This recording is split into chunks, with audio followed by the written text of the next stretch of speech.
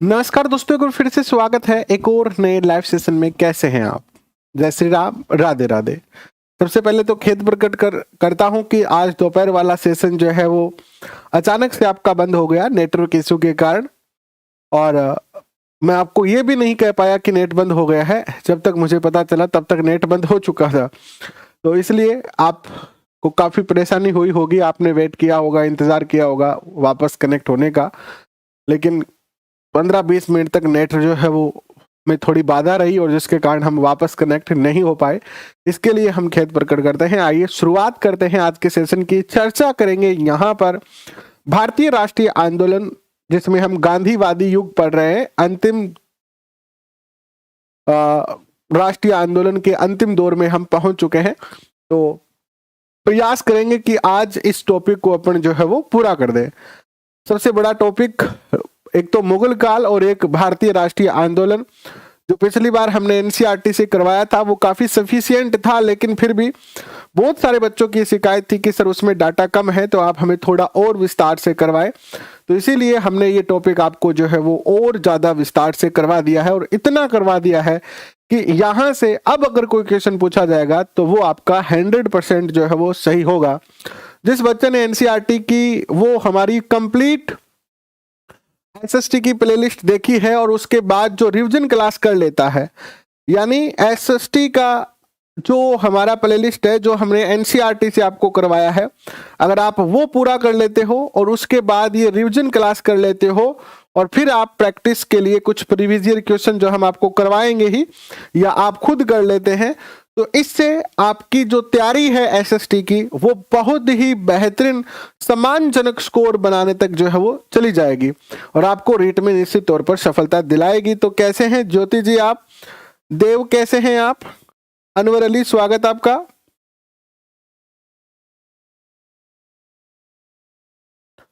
प्रदीप जी स्वागत आपका, कैसे हैं? सुनील, जितेंद्र, मोहम्मद अजीज खान, जया सैनी, सुरेंद्र पूनिया, ममता स्वामी, राजकुमार, संगीता राव, बसंती मीना, कुलदीप बिश्नोई और इस परिवार के सभी हमारे साथियों का हार्दिक स्वागत और अभिनंदन। फिर से बता देता हूं, अभी अभी जो सेशन में जुड़े हैं, आज 3 बजे वाला सेशन बीच में बंद हो गया कुछ इंटरनेट समस्या के कारण, जिसके लिए हम खेद प्रकट कर चुके हैं। तो चलिए लास्ट सेशन में हमने जहां छोड़ा था वहीं से वापस शुरुआत करते हैं। और कल थोड़ी हमने बातें ज्यादा की थी नकल के बारे में, इसलिए टॉपिक पूरा नहीं कर पाए। आज इस टॉपिक को अपन पूरा करने का प्रयत्न करेंगे। लास्ट सेशन में हमने पढ़ा कि जीना ने कांग्रेस से या कांग्रेस पर करो, जीना ने कांग्रेस पर आरोप लगाया कि मुस्लिम लगाया की छोटी आएगी यहां पर, लगाया कि मुसलमानों का कांग्रेस शासित राज्यों में शोषण किया जा रहा है और जांच के लिए शरीफ समिति और पीरपुर समिति का जो है वो गठन कल हमने करवा दिया था। ठीक है, अब ये जो गठन है और इन दोनों समितियों ने जो रिपोर्ट दी है वो आगे चलकर पाकिस्तान के विभाजन का एक ठोस जो है वो मजबूत पक्ष रखेगा अपनी ओर से, या अपनी ओर से एक मजबूत जो है वो डॉक्यूमेंट बनेगा कि पाकिस्तान जो है वो क्यों अलग बनना चाहिए। उस पर भी हम चर्चा करेंगे। लेकिन इसी बीच आप सबको पता है कि विश्व के अंदर सेकेंड वर्ल्ड वॉर की जो है वो शुरुआत हो जाती है और इंग्लैंड ने भारतीयों की या भारतीय जो राजनीतिक दल थे उनसे बिना अनुमति लिए ही भारत के लोगों को, भारत के सैनिकों को सेकेंड वर्ल्ड वॉर में शामिल कर लिया और इससे भारतीय राजनेता और भारतीय जनता काफी नाराज होती है। तो देखिए, दूसरा विश्व युद्ध भारत को शामिल किया गया क्योंकि भारत अंग्रेजों के अधीन था।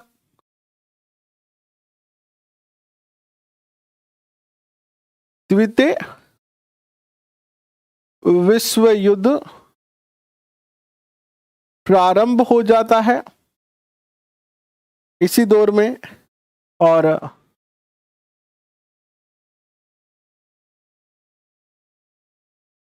और अंग्रेजों ने बिना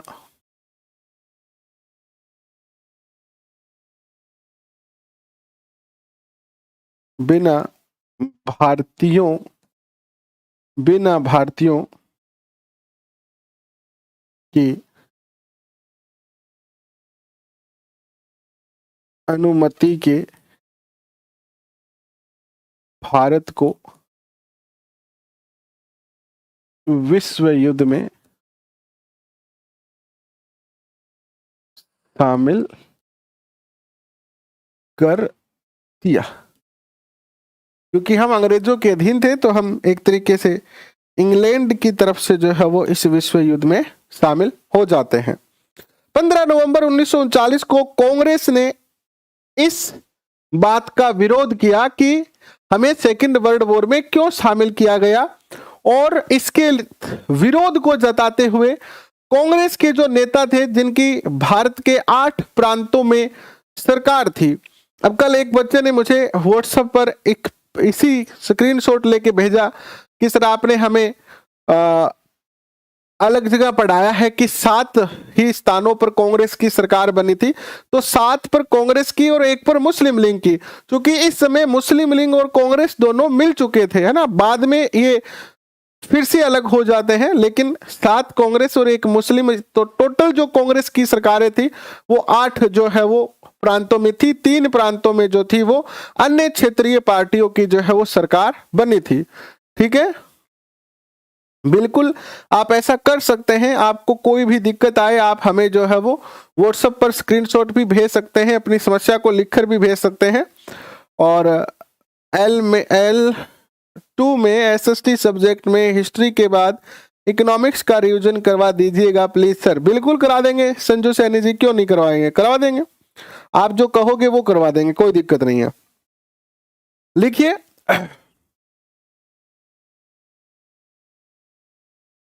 इसके विरोध में, अब थोड़ा फॉन्ट ज्यादा मोटा हो गया ना, ये तो ज्यादा मोटा हो गया।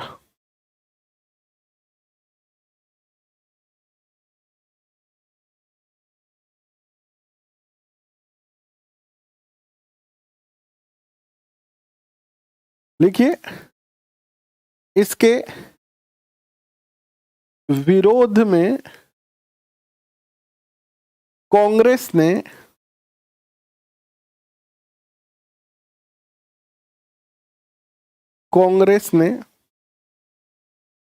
अपने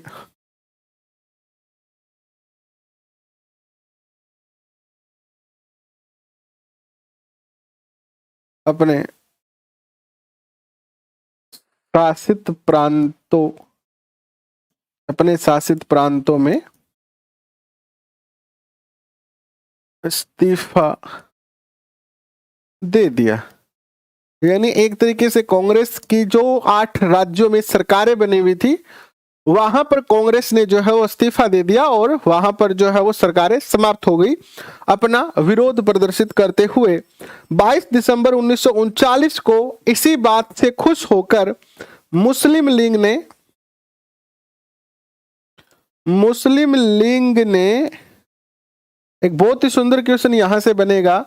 मुस्लिम लीग ने जो है वो, जब कांग्रेस ने इस्तीफा दिया प्रांतीय सरकार से, कब दिया कांग्रेस ने इस्तीफा? 15 नवंबर 1939 को दिया। कांग्रेस ने जो ये इस्तीफा दिया था वो कब दिया था? कांग्रेस ने ये इस्तीफा दिया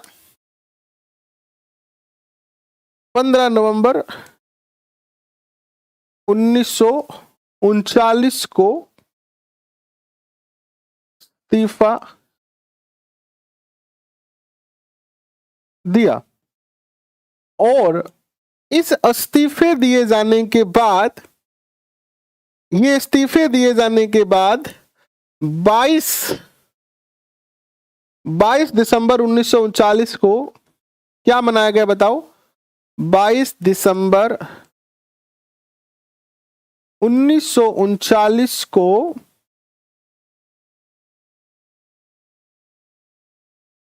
मुस्लिम लीग ने मुस्लिम लीग ने मुक्ति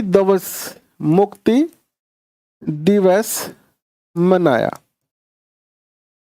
इन 8 प्रांतों में, इनमें से 7 प्रांतों में कांग्रेस ने 22 दिसंबर 1939 को जो है वो मुक्ति दिवस मनाया। किससे मुक्ति? क्योंकि हमने ऊपर पढ़ा कि जीना ने ये आरोप लगाया कांग्रेस पर कि जहां जहां 7 राज्यों में कांग्रेस का शासन है और एक प्रांत में जहां मुस्लिमों का शासन है, जहां जहां कांग्रेस का शासन है वहां वहां पर कांग्रेस जो है वो मुस्लिमों के साथ अत्याचार कर रही है, उनका शोषण कर रही है।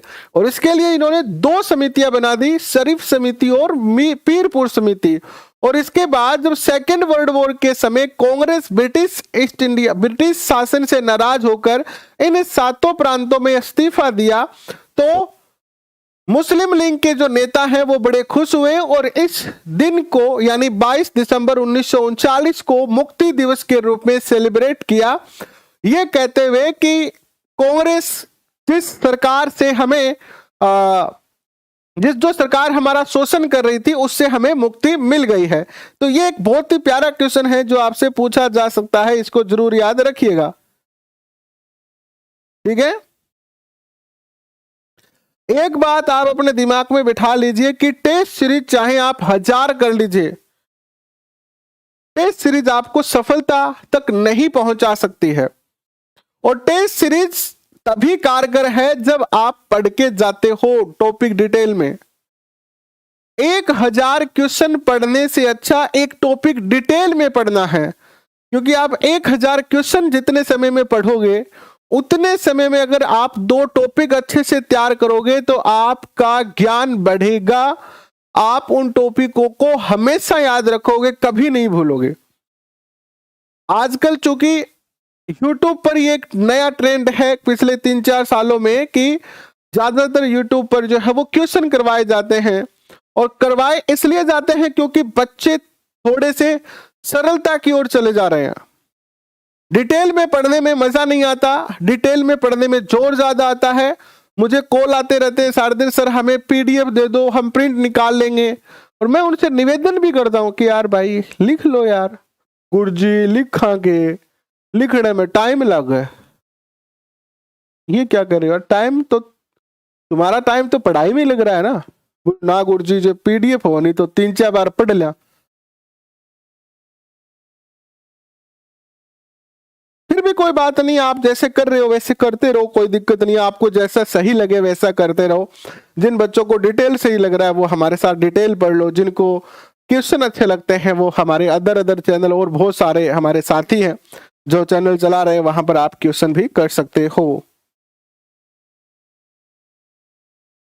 आप देखो सक्सेस रेशियो जाके देखोगे तब आपको पता चलेगा। अब आगे बढ़ते हैं, देखिएगा। तो ये मुक्ति दिवस का बहुत प्यारा क्वेश्चन बनता है, और इस्तीफा कर दिया, ये भी बहुत ही अच्छा क्वेश्चन यहां पर बनते हैं। इसके बाद जो है मुस्लिम लीग का लाहौर अधिनियम आया 1940 में।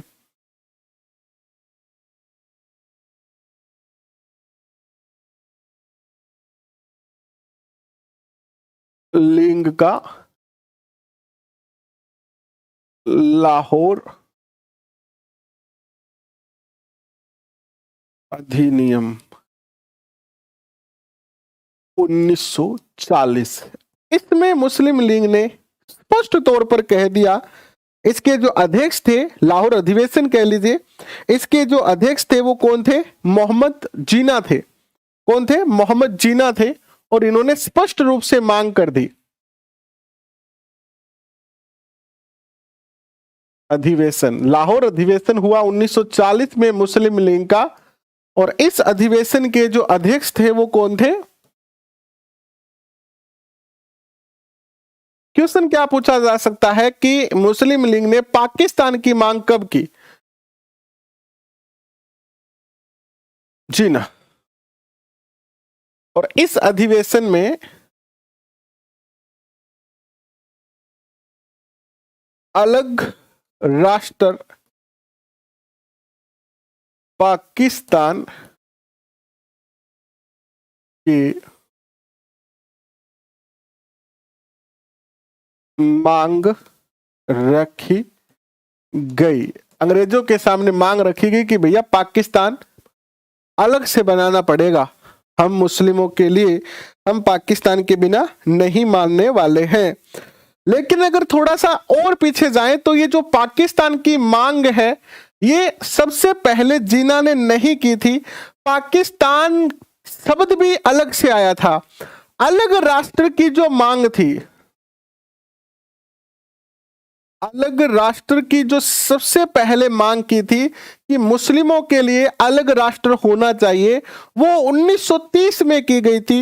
एक बहुत ही प्रसिद्ध शायर कवि हुए हैं इकबाल, इकबाल ने की 1930 में। 1930 में कवि इकबाल के द्वारा अलग राष्ट्र की बात कही गई।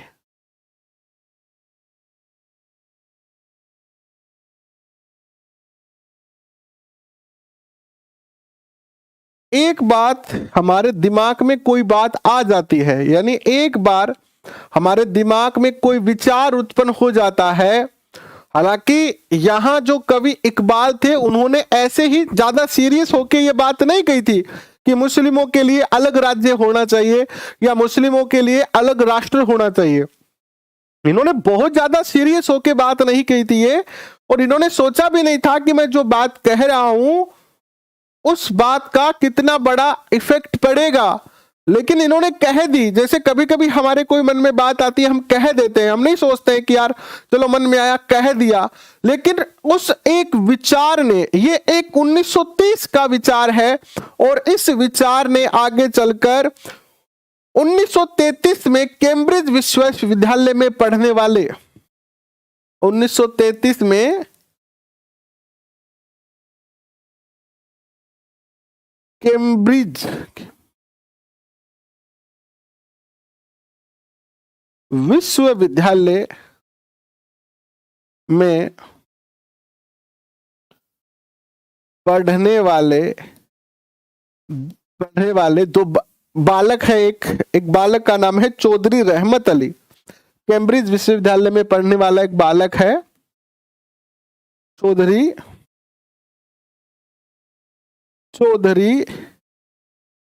रहमत अली।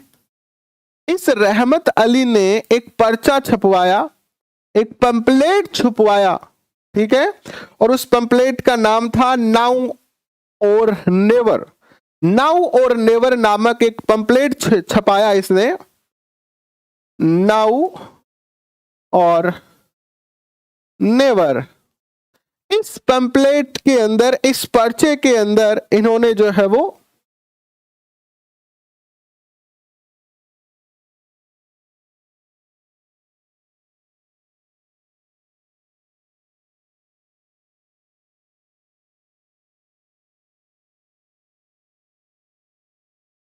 पर्चा छपवाया, नाउ और नेवर, और इस पर्चे में इन्होंने नाम रखा पाकिस्तान, कि अलग राष्ट्र का नाम, अलग राष्ट्र का नाम क्या होगा, अलग जो राष्ट्र बनेगा मुस्लिमों के लिए उसका नाम पाकिस्तान होगा। देखो एक विचार चला, नाम आया, हालांकि नाम भी सीरियस नहीं लिया गया। फिर आगे चलकर कहा 1940 में जाके जो है वो मोहम्मद अली जिन्ना के मन में धीरे धीरे ये विचार बढ़ता गया, और अंततः पाकिस्तान की मांग करी गई। पाकिस्तान बना भी, और आप सबको पता है कितना ज्यादा सांप्रदायिक दंगे हुए, कितना ज्यादा खून खराबा हुआ, और किस तरीके से पाकिस्तान का निर्माण हुआ। अलका, आयुष वर्मा और प्रदीप सहारण, आप तीनों को ब्लॉक कर दिया जाएगा, बातें बहुत कर रहे हैं आप। इसके अलावा कार्तिक, आप चारों को ब्लॉक कर दिया जाएगा भैया, देख लो आपकी मर्जी है।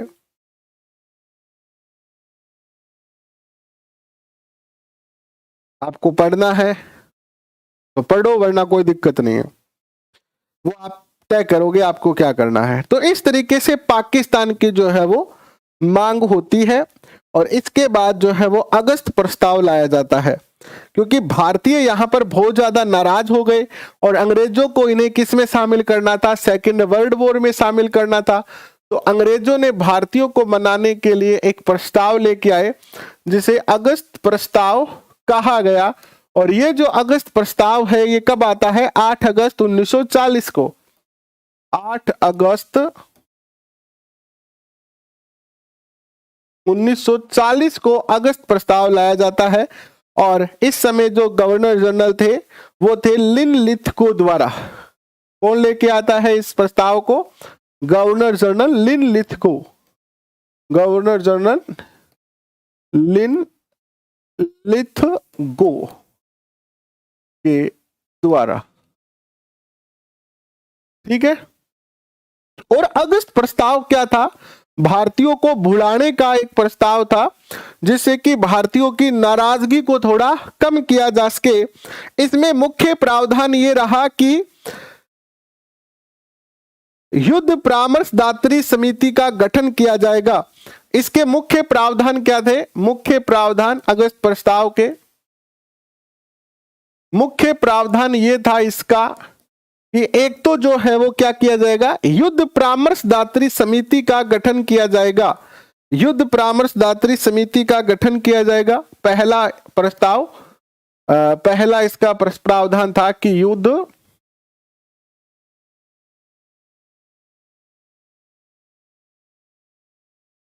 परामर्शदात्री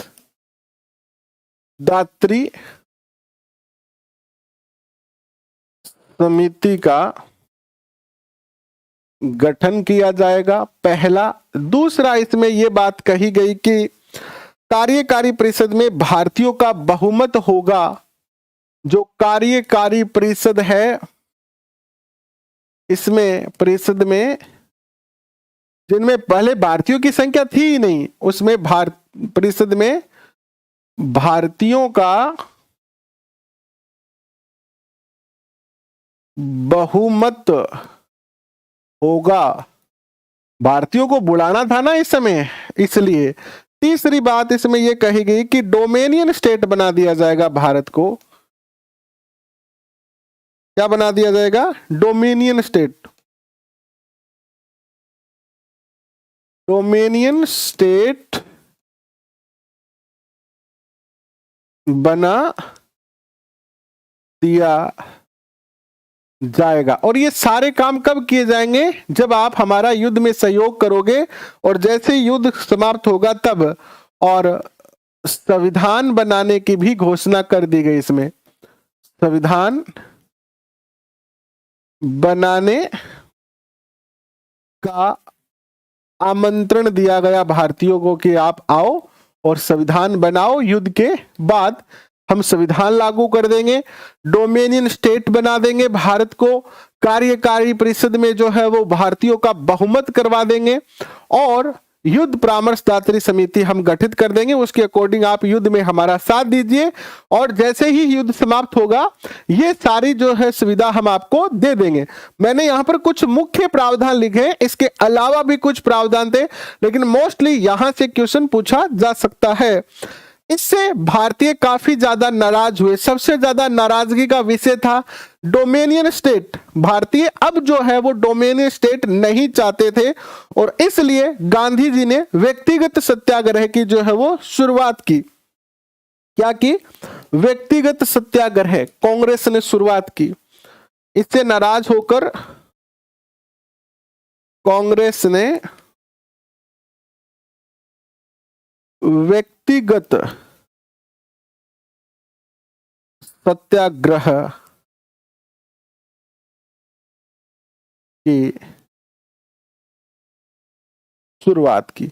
इस समय कांग्रेस और गांधी जी की अच्छी स्थिति नहीं थी, क्योंकि असहयोग आंदोलन के बाद में गांधी जी जो है वो काफी ज्यादा लोगों के मन से उतर चुके थे, यानी कहीं ना कहीं गांधी जी और लोगों के मध्य की दूरी बनने लगी थी।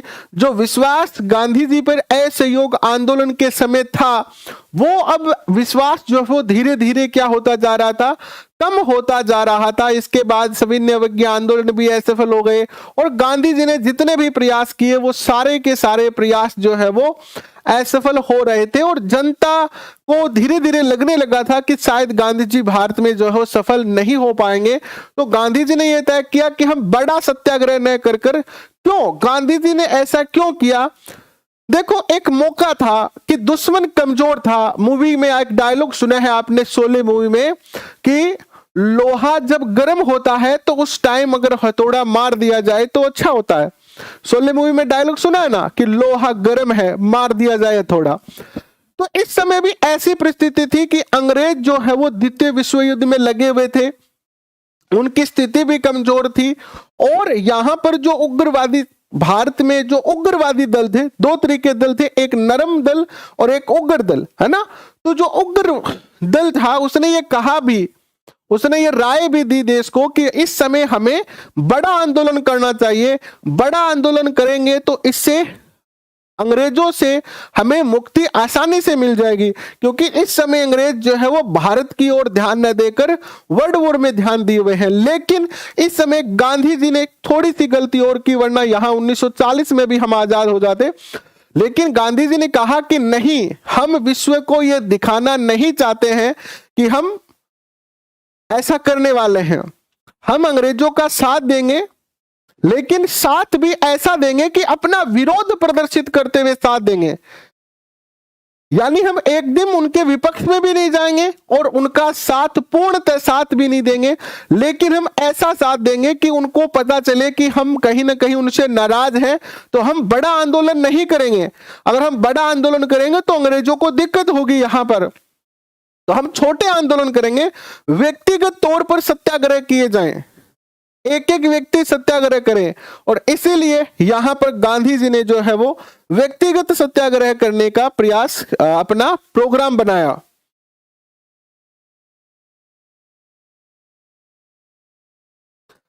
अगर आप ये चाहते हो कि आपको हमेशा हमेशा के लिए याद हो जाए और आप जब बूढ़े हो जाओ 70-80 साल के, और तब भी आपका पोता पोती आगे कहे कि बापूजी दादूजी थे मानव स्वाधीनता संग्राम के बारे में बताओ, हालांकि उस टाइम तक बच्चों को पता नहीं ये बातें पढ़नी अच्छी लगेगी नहीं लगेगी, लेकिन मैं वादा करता हूं आपसे, तब भी आप पूरा का पूरा ये जो भारतीय राष्ट्रीय आंदोलन है वो ऐसे अंगुलियों पर बता देंगे।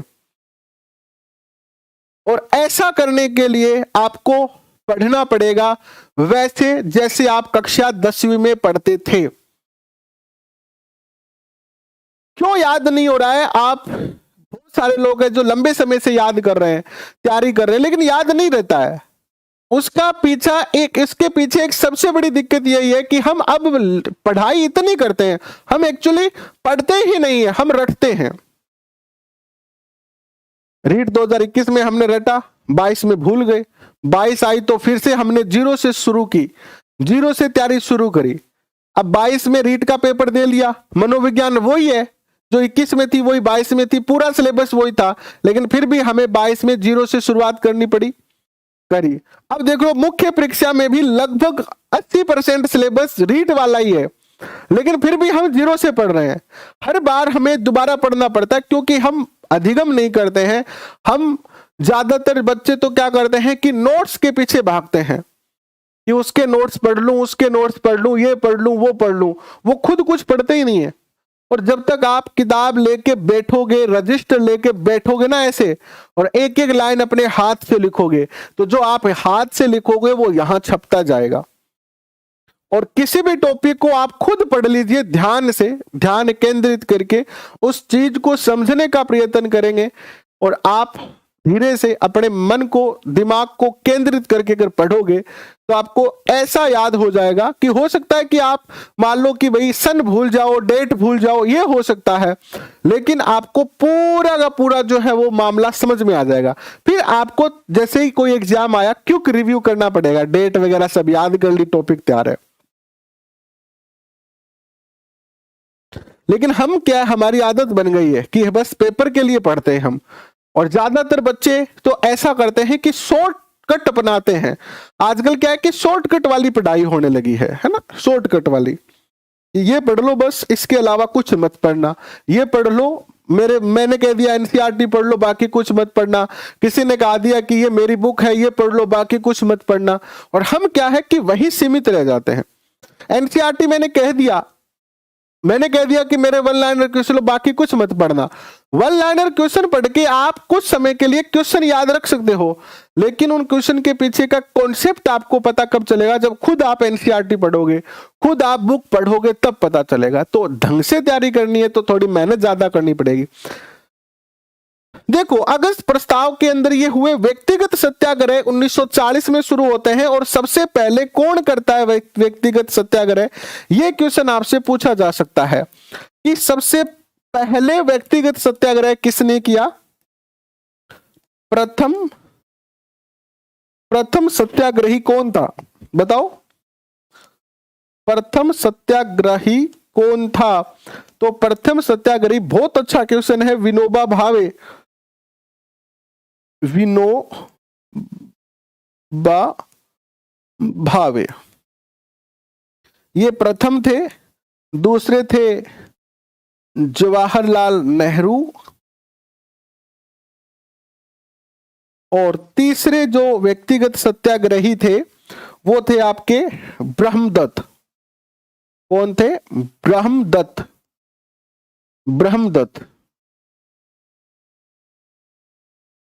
ये 3 लोगों ने जो है व्यक्तिगत सत्याग्रह किया, लेकिन इनका भी सरकार के ऊपर कोई फर्क नहीं पड़ा, सरकार के ऊपर कोई भी इनका प्रभाव नहीं पड़ा।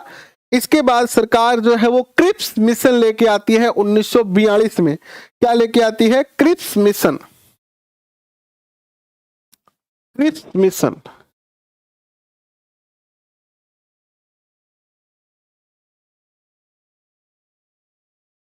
मिशन 1942 आता है, और इसमें क्या होता है देखिएगा, इसमें क्या होता है, डोमेनियन स्टेट बनाने की बात कही गई। ये एक सदस्य ही था क्रिप्स, इसमें भारत को डोमिनियन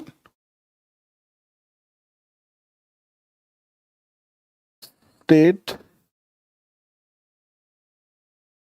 बना या जाएगा, यानी इसमें भी यही कहा गया कि हम आपको डोमिनियन स्टेट बना देंगे, ठीक है। इसमें यह बात कही गई कि संविधान सभा का गठन कर देंगे। भारतीयों की नाराजगी दूर करने के लिए एक और प्रयास, संविधान सभा का, अभी अंग्रेज कर कुछ नहीं रहे हैं, केवल कह रहे हैं गठन कर देंगे या कर दिया जाएगा, ये केवल आश्वासन चल रहे हैं। आप कहोगे कि सर प्रत्येक लोग यही क्यों कह रहे हैं, तो ये भारतीयों को भुलाने के लिए कहा जा रहा है। अल्पसंख्यकों के लिए अलग समझौता किया जाएगा, जो अल्पसंख्यक हैं के लिए अलग समझौता किया जाएगा, ये बात कही गई। और ये सभी कार्य युद्ध के बाद होंगे, ये सभी युद्ध के बाद, आप तो युद्ध में हमारा साथ दीजिए। ऐसा बार बार में 1940 में अगस्त प्रस्ताव, 1942 में जो है वो क्रिप्स मिशन, बार जल्दी जल्दी क्यों लेके आ रहे हैं, ताकि भारतीय कहीं इधर से हमला ना कर दे अंग्रेजों पर, जो भारत में अंग्रेजों का शासन है, कहीं भारतीय ही अंग्रेजों पर हमला ना कर दे। क्योंकि भारत की सेना फर्स्ट और सेकंड वर्ल्ड वॉर में अंग्रेजों के लिए बहुत बहादुर से लड़ी, और इस आस में लड़ी क्योंकि गांधी जी ने सेना में और भारतीयों में यह विश्वास भर दिया था कि अगर हम युद्ध में जीत जाते हैं या अंग्रेज युद्ध में जीत जाते हैं तो वो भारतीयों को स्वतंत्र कर देंगे या भारतीयों के प्रति अपना रवैया बदलेंगे, सुधारेंगे। और इसलिए हमारे जो सैनिक भाई थे वो विदेशों की धरती पर जाके अपने प्राणों की आहुति देते रहे।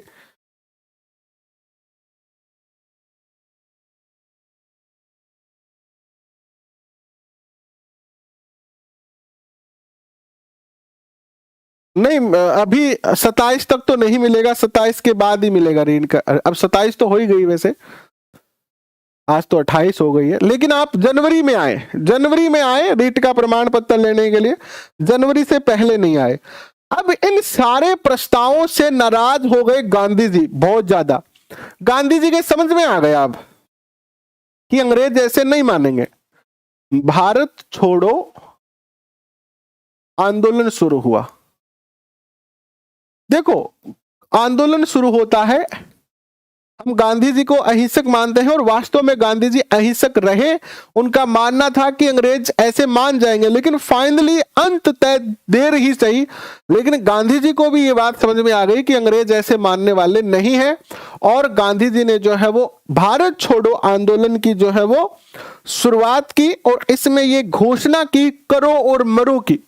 इन्होंने कहा भारतीयों को कि भारतीय लोगों, अब आपके पास अंतिम मौका है, या तो तुम जिंदगी भर गुलाम रहना,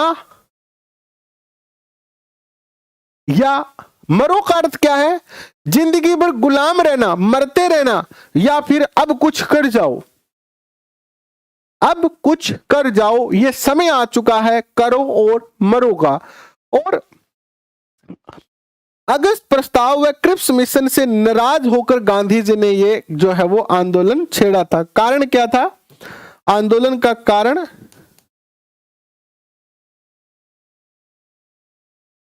अगस्त प्रस्ताव व क्रिप्स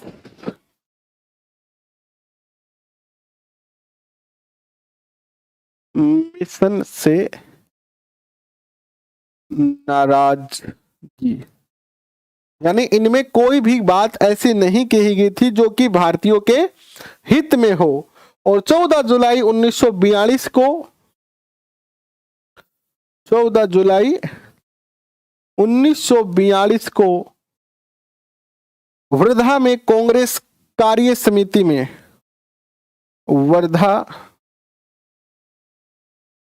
वर्धा की कांग्रेस कार्य समिति में आंदोलन की घोषणा की, घोषणा या प्रस्ताव रखा। और इसके बाद 8 अगस्त 1942 से 8 अगस्त 1942 को बॉम्बे, ग्वालियर टैंक मैदान, बॉम्बे, ग्वालियर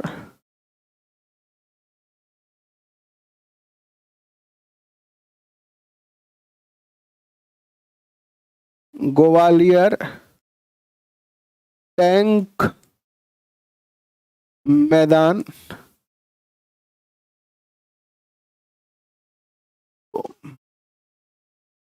बॉम्बे से आंदोलन शुरू। इस आंदोलन और इससे पहले असहयोग आंदोलन किया था, इसमें क्या अंतर था? असहयोग आंदोलन के समय गांधी जी इस बात को मानते थे कि अंग्रेज जो है वो भारत के लिए ठीक है, भारत के लिए अंग्रेज ठीक है, भारत का विकास करेंगे, और कहीं ना कहीं अंग्रेजों को जो है वो भारतीयों के प्रति अपना रवैया बदलना चाहिए, भारतीयों के विकास के लिए कुछ नीतियां लानी चाहिए। असहयोग आंदोलन के अंदर गांधी जी ने यह घोषणा की कि जितने भी अंग्रेजी स्कूलों में पढ़ने वाले बच्चे हैं वो स्कूल छोड़ दे, गवर्नमेंट जो नौकरी करने वाले हैं वो नौकरी छोड़ दे, जो सेना में है वो सेना छोड़ दे, यानी सब कुछ अपना काम छोड़ दे। और लोगों ने काम छोड़ा। गांधी जी के कहने पर हजारों लाखों युवाओं ने कॉलेज, जो कोई सेकेंड ईयर में था, कोई फाइनल में था, उन्होंने कॉलेज छोड़ दिया। हजारों जो ब्रिटिश सरकार के अंदर कर्मचारी थे भारतीय, उन्होंने अपनी नौकरियां छोड़ दी। लेकिन कुछ समय के बाद जब गांधी जी ने आंदोलन बंद कर दिया तो उन युवाओं के सामने कोई ऑप्शन नहीं था, क्योंकि जो अंग्रेज शिक्षा के कॉलेज थे उन्होंने उनका वापस एडमिशन नहीं लिया, तो वो सारे बच्चे बहुत परेशान हुए, जिनके लिए बाद में बनारस हिंदू विश्वविद्यालय आदि की जो है वो व्यवस्था की गई। जो गवर्नमेंट एम्प्लॉय थे उन्होंने अपनी जॉब छोड़ दी, अब उनके लिए भूखमरी की समस्या हो गई थी। और इनसे गांधी जी और जनता के मध्य काफी ज्यादा दूरियां पैदा हुई। लेकिन इस बार गांधी जी को समझ में आ चुका था कि ये अंग्रेज जो है वो भारत के लिए घातक हैं और ये कहीं ना कहीं इनको बाहर निकालने का अब सही समय आ गया है। अब चाहे हिंसा करनी पड़े, चाहे लठ मारने पड़े, चाहे कुछ भी करना पड़े। और गांधी जी ने किसी से नहीं कहा कि छोड़ो, गांधी जी ने कहा जो सेना में है वो सेना में रहो, बट अंग्रेजों का साथ मत दो। पुलिस में है तो पुलिस में रहो, बट अंग्रेजों का साथ मत दो, भारतीयों का साथ दो।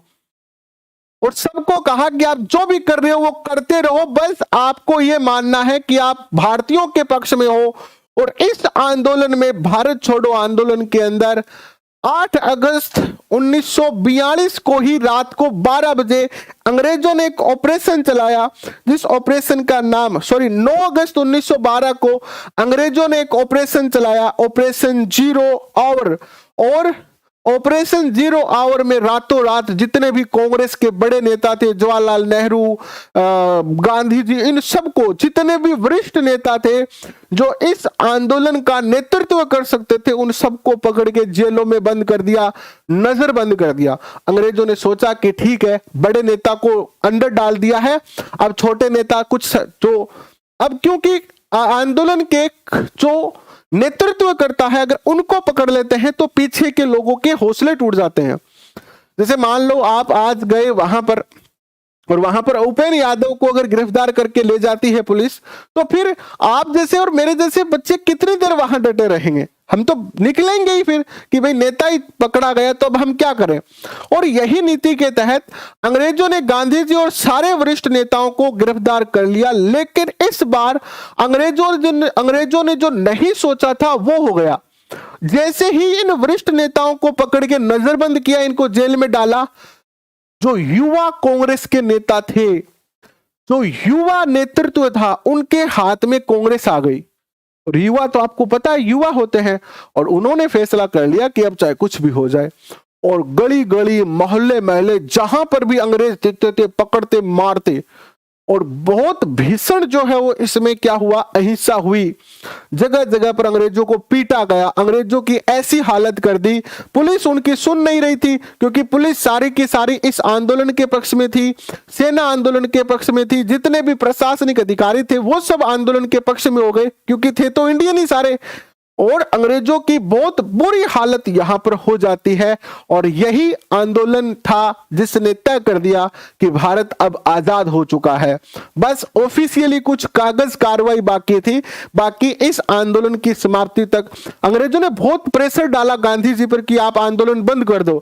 लेकिन गांधी जी को भी पता था कि अब मैं चाहे यहां से कोई भी घोषणा करूं, जनता मेरा सुनने वाली नहीं है, क्योंकि एक तरीके से यह आंदोलन जनता के हाथों में आ गया। और जनता ने फिर खूब जो है वो रगड़ा, अंग्रेजों को खूब पीटा। तो देखो 9 अगस्त 1942 को क्या होता है, ये तीनों क्वेश्चन महत्वपूर्ण है। 9 अगस्त 1942 को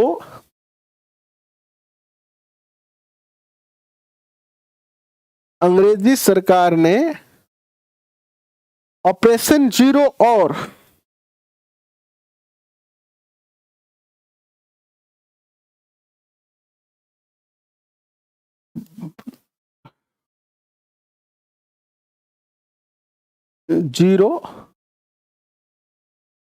और चलाया। और ऑपरेशन के अंदर क्या किया इन्होंने, सभी वरिष्ठ कांग्रेसी नेता को सभी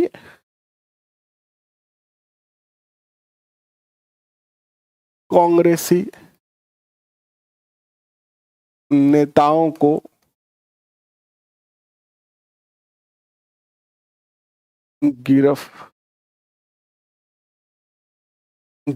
गिरफ्तार कर लिया, जिसमें गांधी जी, जवाहरलाल नेहरू वगैरह सब थे। ठीक है, गांधी जी को कहां रखा इन्होंने? गांधी जी को इन्होंने रखा पूना के आगा खां महल में।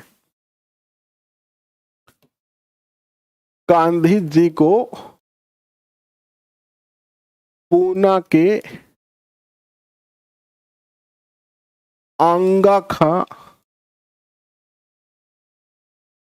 महल में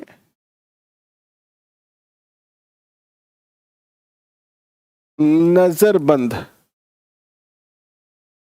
कर दिया, यानी अंदर रोड दियो कमरे गए।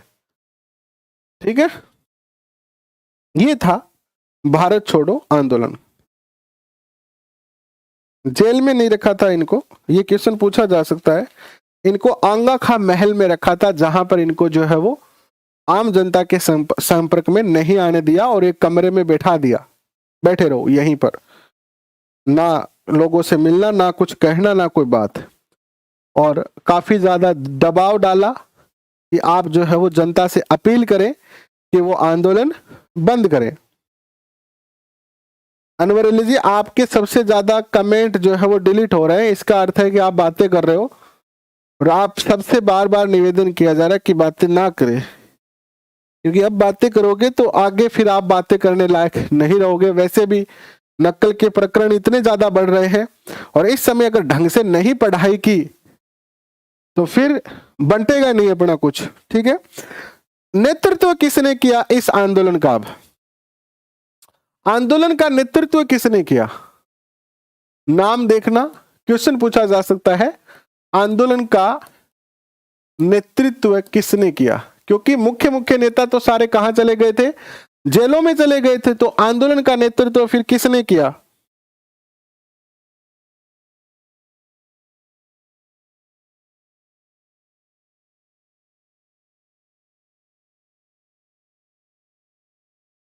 आंदोलन का नेतृत्व करते इस समय बने जयप्रकाश नारायण। जयप्रकाश नारायण बिल्कुल युवा कांग्रेसी नेता। दूसरे नेता बने आपके राम मनोहर लोहिया। मनोहर लोहिया। कुछ मुख्य मुख्य नाम लिखा रहा हूं आपको। उषा मेहता, उषा मेहता, इसने भूमिगत रहकर रेडियो स्टेशन चलाया था। अशोक मेहता, अशोक मेहता और अरुणा आसफ अली। अरुणा आसफ अली। अब एक बात आपके दिमाग में और भी आ रही होगी कि इस समय जो मुस्लिम लीग थी उसने क्या किया? मुस्लिम लीग जितने भी मुस्लिम क्षेत्र थी वहां पर जाकर प्रचार करती थी कि हमें इस आंदोलन में भाग नहीं लेना है, हमें भाग नहीं लेना है, भाग नहीं लेना है। लेकिन फिर भी इस देश के सभी मुसलमानों ने भारत छोड़ो आंदोलन में भाग लिया और मुस्लिम लीग की बात को नहीं माना। और यह एक 1857 की क्रांति के बाद यह सबसे बड़ा आंदोलन था और इसमें भारत का हर जाति, हर वर्ग, हर धर्म, हर लिंग के व्यक्ति जो है वो इसमें शामिल होते हैं। इस आंदोलन को 1945 में आंदोलन जो है वो समाप्त कर दिया जाता है। 1945 में आंदोलन समाप्त। इस आंदोलन का महत्व क्या है?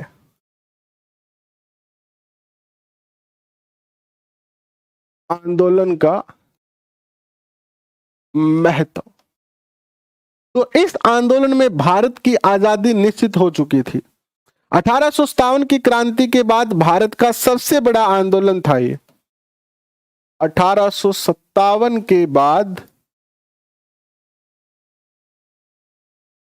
भारत का सबसे बड़ा आंदोलन, ठीक है, भारत का सबसे बड़ा आंदोलन बना ये। अनेक स्थानों पर हिंसा हुई, अनेक स्थानों पर हिंसा, लेकिन हिंसा हुई किनके साथ? अंग्रेजों के साथ। अंग्रेजों को पीटा इसमें, पुलिस, सेना और प्रशासन भारतीयों के साथ रहा और इस आंदोलन ने भारत की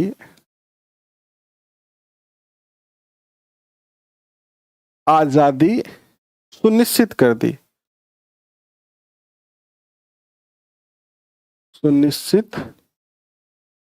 दी, कि भैया अब भारत आजाद हो गया है। और इस समय कई छोटे छोटे स्थानों पर अंग्रेजों को निकालकर वहां के लोकल प्रशासन को जो है वो इंडियन लोग जो है वो सुचारू रूप से चलाने लगे थे, ठीक है।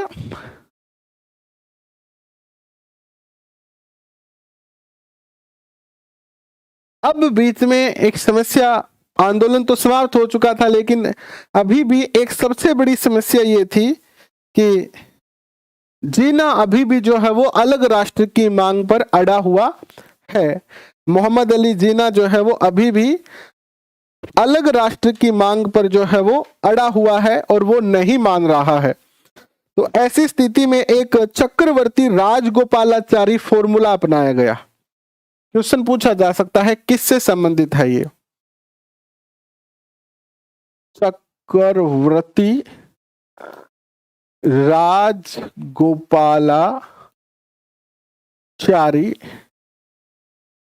फॉर्मूला।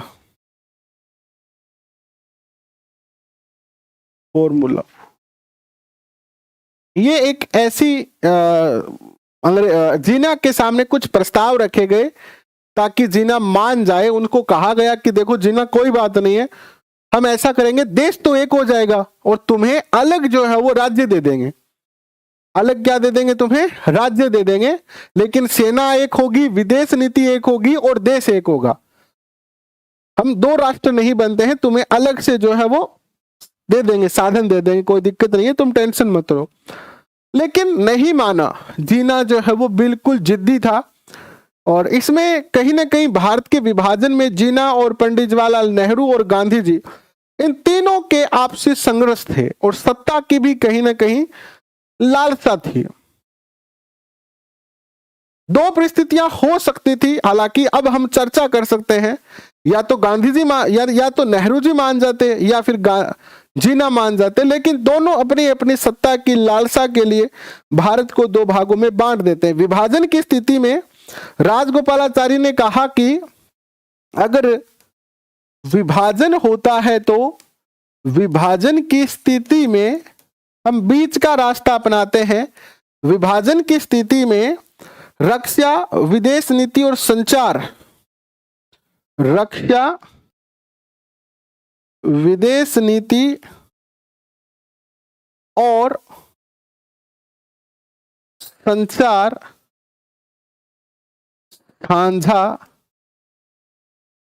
साझा रहेगा। अगर हमारे देश का विभाजन भी हो जाता है तब भी हम रक्षा के मामले में, विदेशी नीति के मामले में और संचार के मामले में एक रहें। हमारा एक ही हो, दोनों का अलग अलग ना हो। लेकिन जो है वो नहीं मानते हैं जीना ने इसे अस्वीकार कर दिया। जीना ने इसे यानी इस फॉर्मूले को जीना ने इसे अस्वीकार कर दिया, अस्वीकार कर दिया कि भैया मैं तो नहीं मानूंगा। और जीना ने खुद मांग रखी, क्या मांग रखी जीना ने? जीना ने मांग रखी कि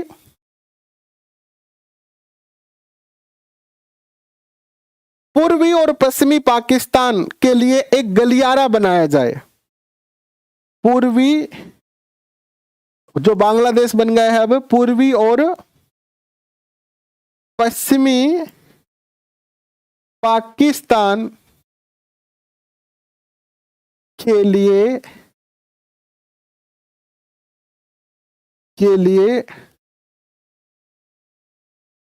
एक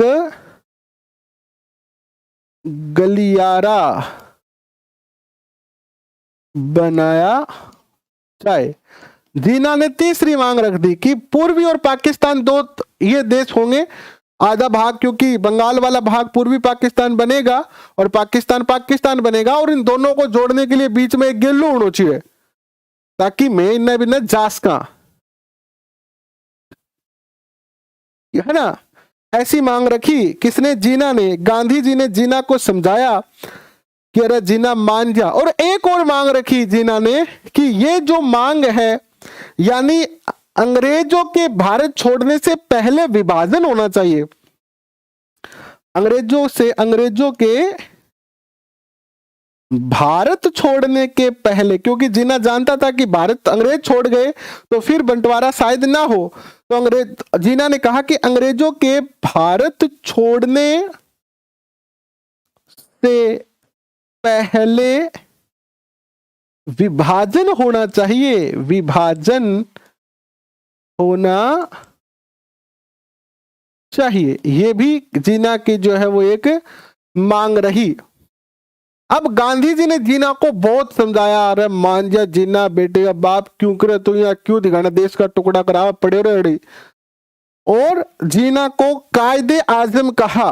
गांधी जी ने जीना को समझाते हुए क्या कहा, नोट लगा के लिखो।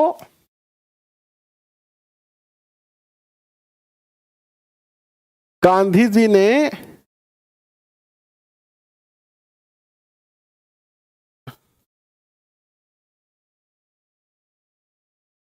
जीना को समझाते हुए कायदे आजम कहा।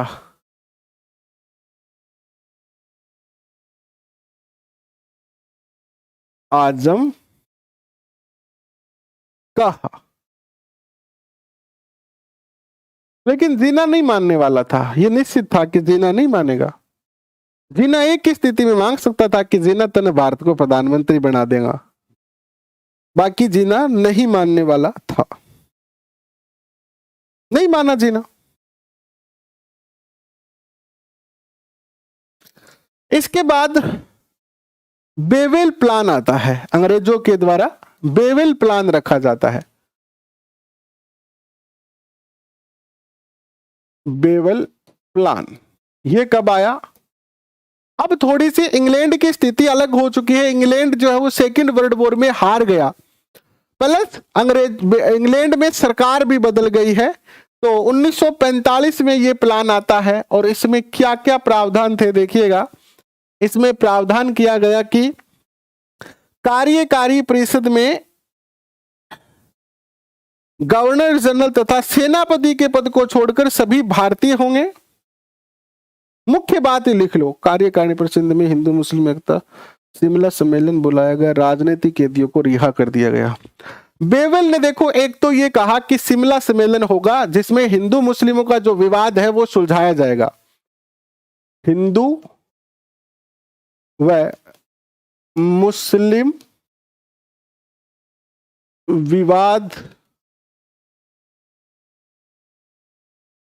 विवाद के लिए शिमला सम्मेलन, ठीक है, इसकी घोषणा की गई। दूसरी घोषणा यह की गई कि राजनीतिक कैदियों को रिहा कर दिया जाएगा। राजनीतिक कैदियों को रिहा कर दिया जाएगा। इसके बाद क्या होता है? शिमला सम्मेलन होता है।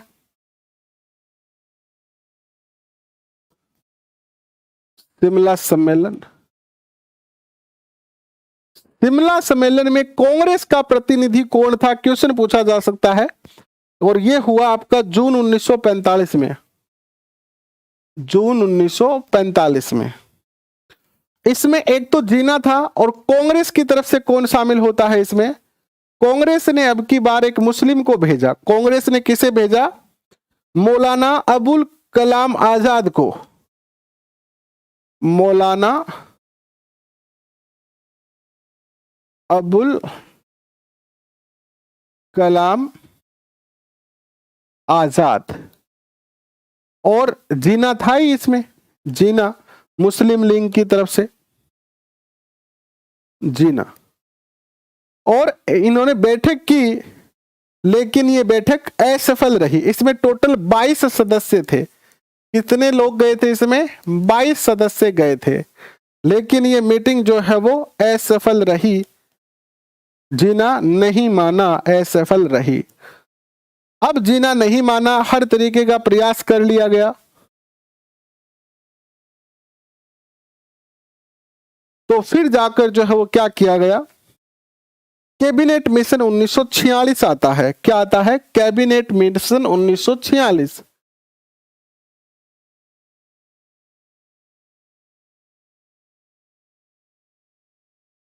मिशन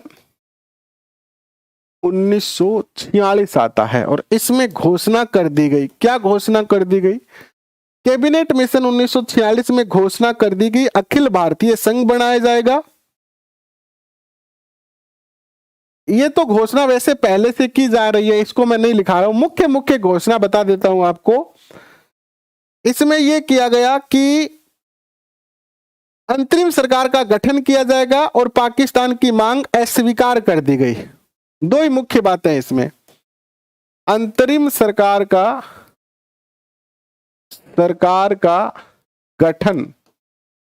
गठन किया जाएगा। संविधान सभा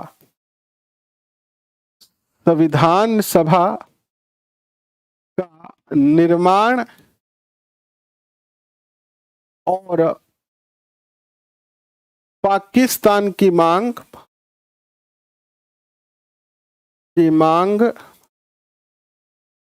अस्वीकार कर दी।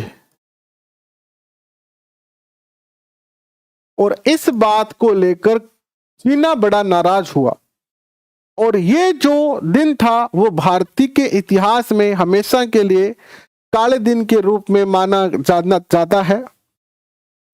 क्योंकि जैसे ही कैबिनेट मिशन ने पाकिस्तान की मांग को अस्वीकार किया, 16 अगस्त 1946 को, 16 अगस्त 1946, 16 अगस्त 1946 को मुस्लिम लीग ने क्या किया? सीधी कार्रवाई दिवस मनाया। मुस्लिम लीग ने सीधी कार्रवाई दिवस, सीधी कार्यवाही दिवस मनाया। और मुस्लिमों के इलाके में रहने वाले हिंदुओं के साथ सांप्रदायिक